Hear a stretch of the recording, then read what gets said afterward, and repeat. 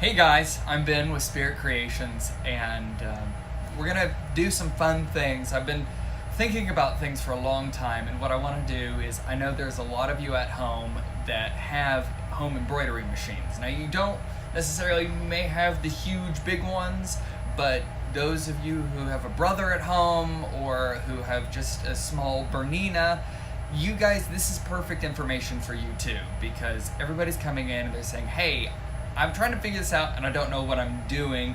Obviously, you do this all day long, so you should know. So, I want to start a little, I guess, embroidery 101, kind of tips and tricks that I've learned through the years that I've done it, and hopefully to help you guys out and maybe, I don't know, spread some love, possibly. Embroidery love. The kind that hurts with needles being punched repeatedly. So the first one that I want to do is I want to talk about backing. I use a lot of backing. There is the basic ones that you can buy at, Hobby Lobby or Michael's or any really quilt shop.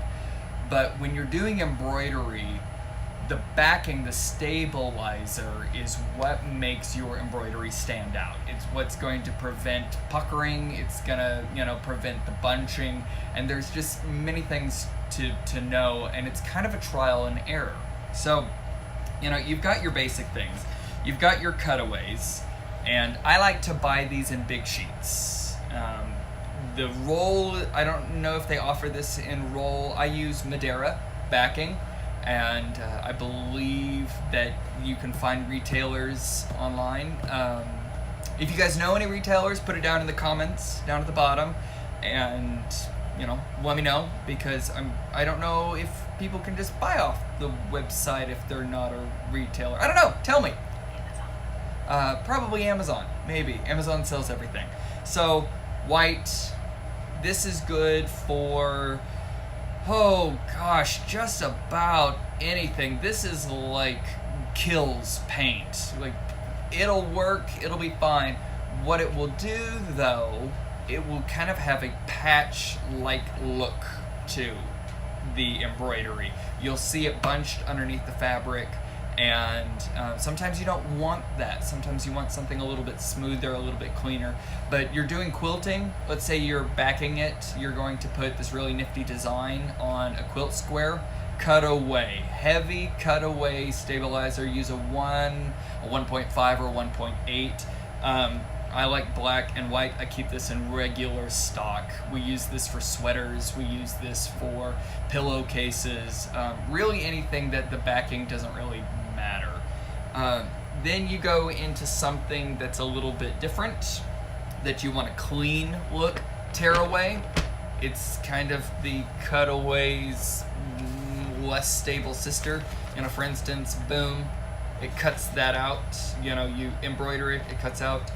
Another thing to say is use the density profile that your thread, whether you're using Madeira thread or AC thread or whatever thread that you're doing, use the density profile set with your software.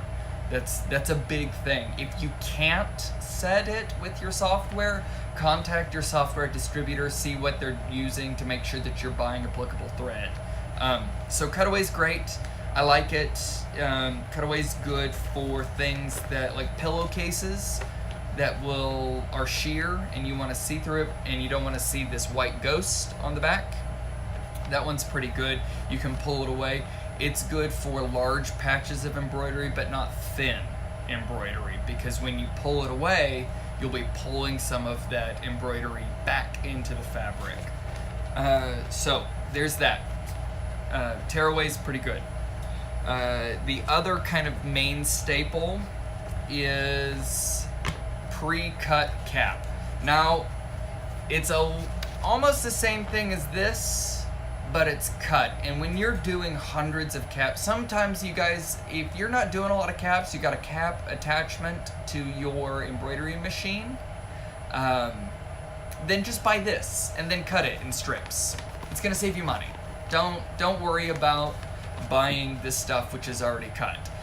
We do this because we do a lot of caps. It's really nice to have this Sometimes when you're just doing a front and you're doing an unstructured hat, I like to fold it in half.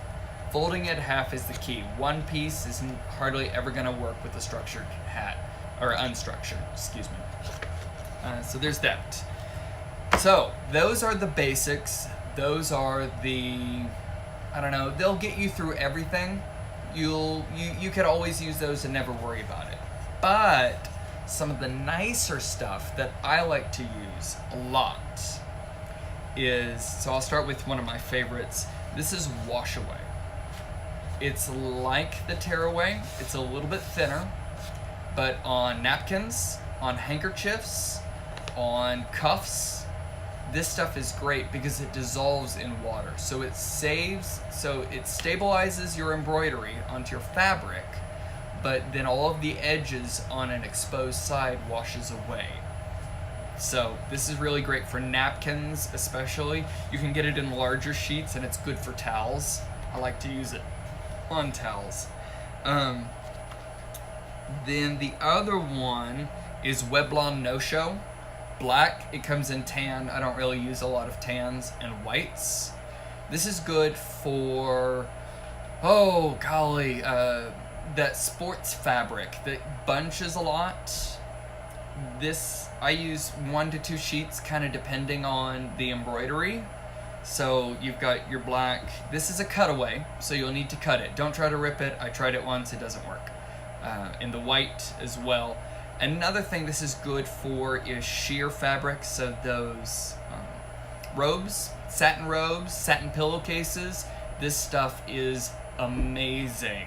It holds the fabric real well, and it makes sure that nothing moves around, and the embroidery just looks fabulous on it. It's clean, it's crisp, it's what people like to see. The next thing is the sport shirts. So this 100% polyester, which really has a stretchy tendency to it. I like the black woven. This is also from Madeira. This is really great. It doesn't move. It holds on to the fabric. You cut it away, and it's also thin. So when they're wearing it, you don't have this puffed up look to it.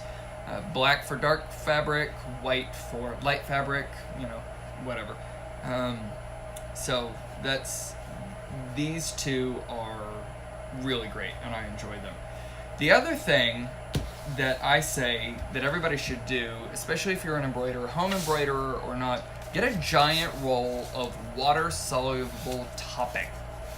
Because sometimes, even with the correct backing, you have these tiny little letters, or you have these great details that are just getting lost in the knit of the fabric or the towel, or right now what's popular, some of the kids have these furry hoods on towels for drying off.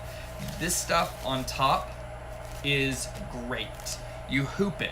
Don't lay it down, because it will bunch and it'll make the fabric look bad. So you put this on top of your fabric, you put some backing underneath your fabric, and then you pull it away. Now if you're worried about the end result, let's say you don't want to wash whatever you're doing before you give it to somebody, what you can take is a wet paper towel, a damp paper towel, and dab it, and it comes right off. So there's that. I really like Solvay. Buy it in a roll. It saves you money. Anyway, if you guys have any questions, let me know. Hit the subscribe button. We're going to do a bunch of these. Put some comments down. I would love to interact with some of you guys and give you some of my tidbits. Anyway, I'm Ben with Spirit Creations. Thanks. You guys have a great day.